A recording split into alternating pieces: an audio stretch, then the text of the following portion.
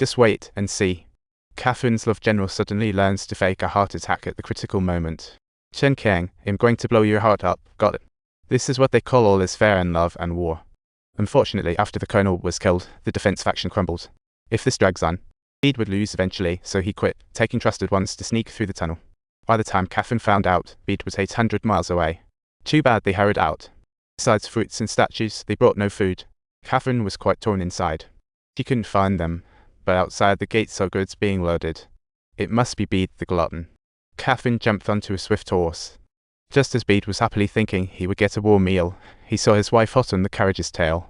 Bede was in a rare strategic position, 3 sides covered, yet Catherine sent 2 fast boats over. In the blink of an eye, they were wiped out. To wait for Bede's response, Catherine camped on the opposite bank.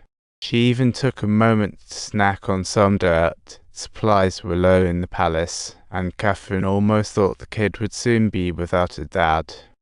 Surprised, Bede emerged, accusing her of heartlessness. The dead man was Bede's double. Seeing him alive, Catherine sighed in relief, roasting a pig across the way next morning.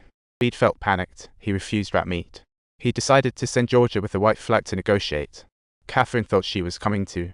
They had come to ask for land compensation, anticipating a much more complicated affair. But little did she know, the situation with Hugh and Y was about to be a breeze. Not until Bede humorously signed the abdication agreement did she dare to believe it was true. Just when Catherine was so happy she couldn't speak, Bede dashed over and teased her. He chopped off Lo's head and turned it into a mummy. For a moment, Catherine didn't know whether to cry or laugh. How could she know that Bede, who seemed to have lost Hugh and Y, was already plotting something else? Although she was the 4th Empress of Russia, on Coronation Day, she faced scorn from all sides, with some even calling her a usurper, as her ascension to the throne was anything but glory. She reminisced about that day when just a roast pig had left the cornered Bede feeling shameful, yet he, having lost Hugh and Y, was not at all embarrassed, but took pride in it. Because she already had a seamless. The overall plan was to make Catherine fall in love with him once more, ensuring she would subsequently willingly surrender Hugh and Y to him. To achieve this, Bede practiced violin, read extensively, trying to change Catherine's view. But the nightmare made her have him whisked away.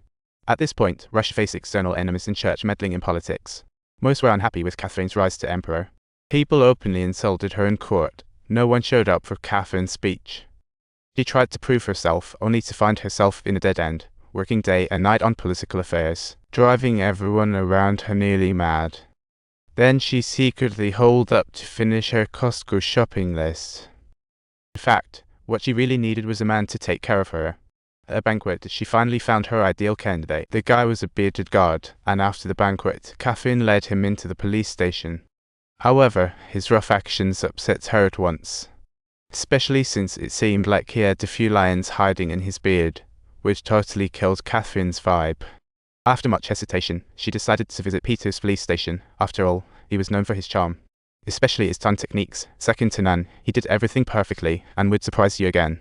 After enjoying herself, Catherine would pull up her pants and leave, treating Peter like a mere tool. But by the 3rd time, no matter how Catherine posed, Peter remained unfazed. He didn't want to be treated like a prisoner anymore. He wanted Catherine to acknowledge her love for him and craved freedom. Obviously, that was impossible. Catherine would rather handle it herself than bow to Peter. She ordered him to leave, and not long after. Strange sounds echoed through the room. It seemed a super monster had invaded the palace. In just one day, it had devoured 10 heads of humanity. Some said it was a giant lizard, others claimed it was a winged demon. Some exaggeratedly claimed it was an ominous sign, indicating the new empress had brought disaster soon after ascending. To quell the rumors, Catherine ordered the monster hunters to be awarded 1,000 coins for killing the beast. Until her aunt witnessed it firsthand and got bitten, everyone realized it was just an alligator creature from North American rivers that usually enjoys munching on little critters like rats and rabbits. At that moment, a bright idea hit Catherine's mind. Why not take this opportunity for an educational moment and dispel all these ridiculous disaster rumors?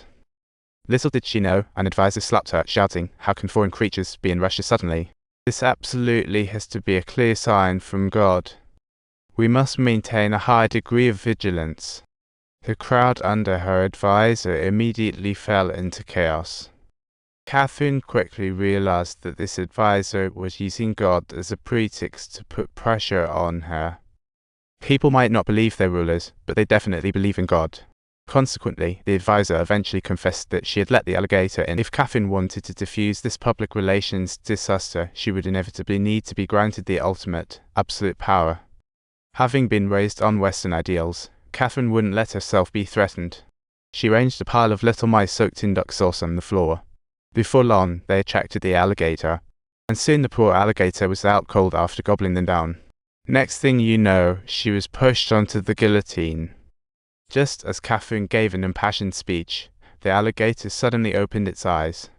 The crowd, enlightened by the scientific explanation, rushed forward to stab the alligator to death. Speaking of the advisor, she represented the church, and instead of opposing her openly, it would be better to absorb her power, which would then benefit her interests.